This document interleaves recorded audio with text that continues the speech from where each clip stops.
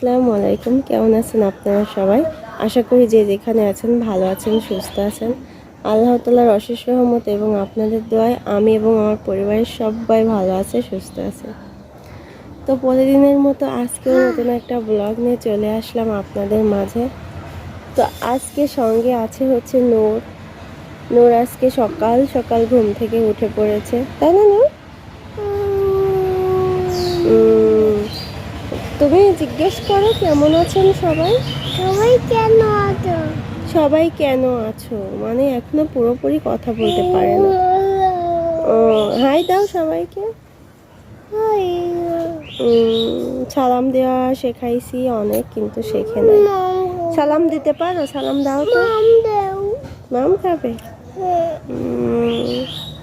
ওরে বাবা, আদর করছে। আমার গলা জড়ো ধরো তো।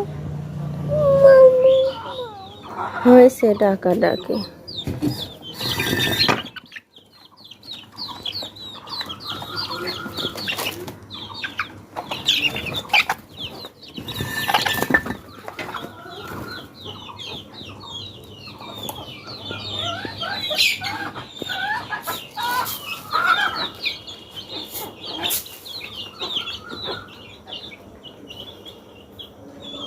আয় আয় আয় আয় আয় আয়।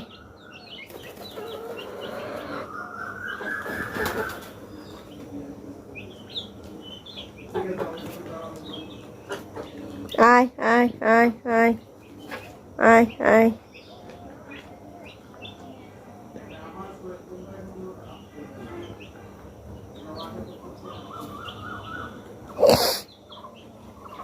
নয়টা বাচ্চা উঠেছিল, 2 4 6 7টা, এই যে একটা 8টা। তো ওইদিকে হচ্ছে মুরগিগুলো ছেড়ে খেতে দেওয়ার পরে আমি চলে এসেছি এখানে থালা বাসন মাজতে।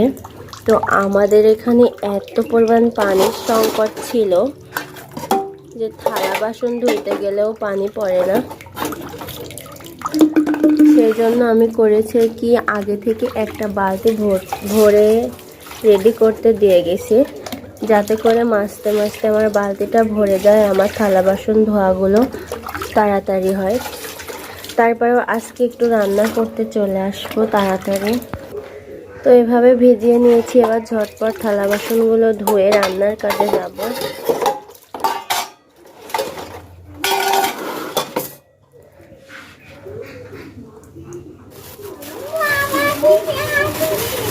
আসো, তাড়ি দাও।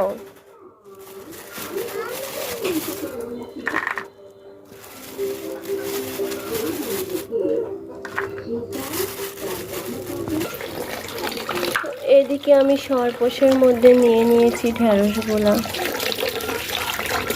এখন পানি দিয়ে সুন্দর করে ধুয়ে নিব।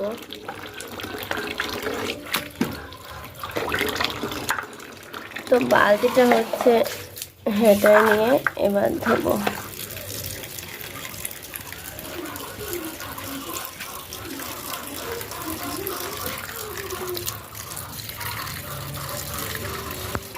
একটু ঝাঁকাই ঝাঁকাই পরিষ্কার করে ধুয়ে নিব।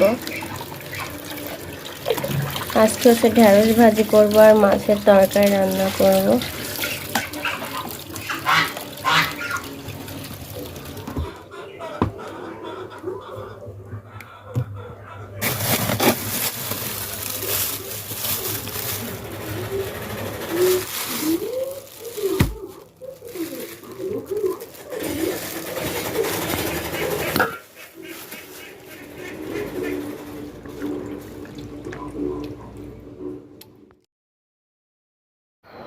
মাছটাকে সুন্দর করে ভিজায় রেখে আসলাম। ওইদিকে মাছ ভিজতে ভিজতে আমি ঢেঁড়সটা কুটে নিয়েছি।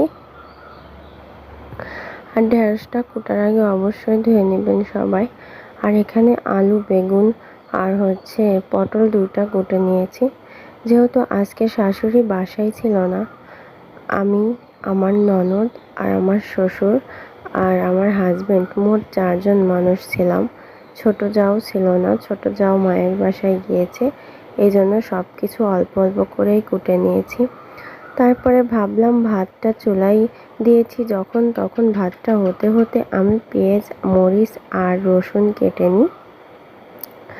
তো মরিচটা এখানে ডিপে রাখা মরিচ ছিল, সাধারণ কেনা মরিচ সেটা ছিল না, ফুরাই গিয়েছিল। তো কালকে হচ্ছে সন্ধ্যাবেলা আমার শাশুড়ি গিয়েছে আমার খালা শাশুড়িকে দেখতে। আমার খালা শাশুড়ি অনেক অসুস্থ, এই জন্য খালা শাশুড়িকে দেখতে গিয়েছে। তো সবাই আমার খালা শাশুড়ির জন্য দোয়া করবেন, সে যেন তাড়াতাড়ি সুস্থ হয়ে যায়। তো শাশুড়ি থাকতে এগুলো শাশুড়িই কুটে দেয়। তো আজকে যেহেতু শাশুড়ি নেই, সেই জন্য শাশুড়ি অসম্ভবে আমি সব কিছু কুটে নিচ্ছি আর সব কিছু একাই হ্যান্ডেল করতেছি।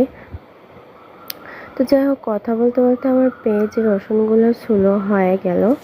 তো প্রতিদিনের মতো আজকেও আমি খড়ির চুলাটা ধরিয়ে দিয়েছি আর ভেন্ডি ভাজিটাই আগে দিয়েছি।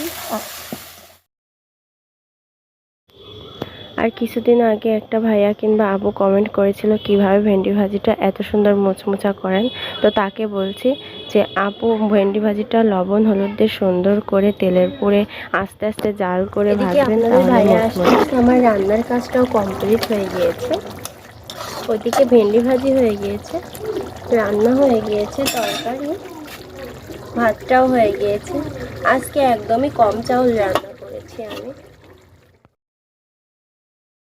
এদিকে 1টা 5 বাজে, আপনাদের ভাইয়ার লাঞ্চ হয় 1টা 15-তে।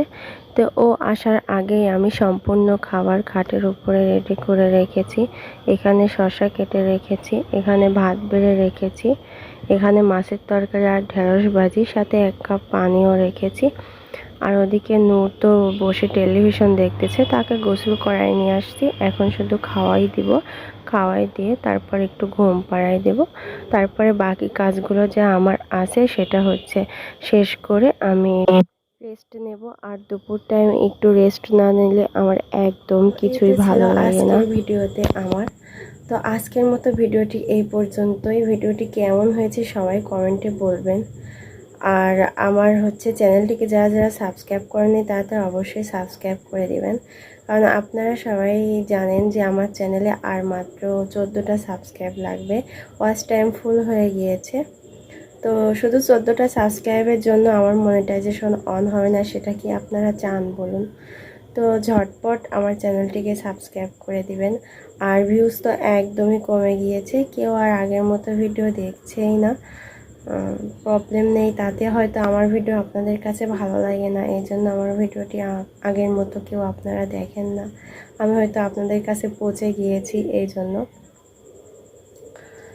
তো যাই হোক, সবাই ভালো থাকবেন, সুস্থ থাকবেন, আর অবশ্যই চ্যানেলটিকে সাবস্ক্রাইব করে দিবেন। আর আমার জন্য বেশি বেশি করে দোয়া করবেন, আমিও আপনাদের জন্য বেশি বেশি করে দোয়া করব। আল্লাহ হাফেজ।